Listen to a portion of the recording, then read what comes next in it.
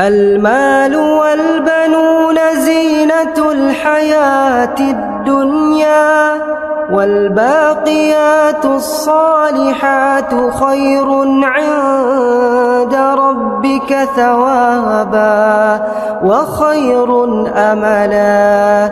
ويوم نسير الجبال وترى الأرض بارزة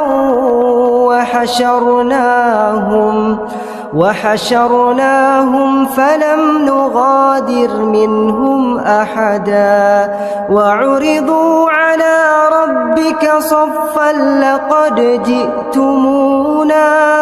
لقد جئتمونا كما خلقناكم أول مرة، بل زعمتم أن لن نجعل لكم موعدا.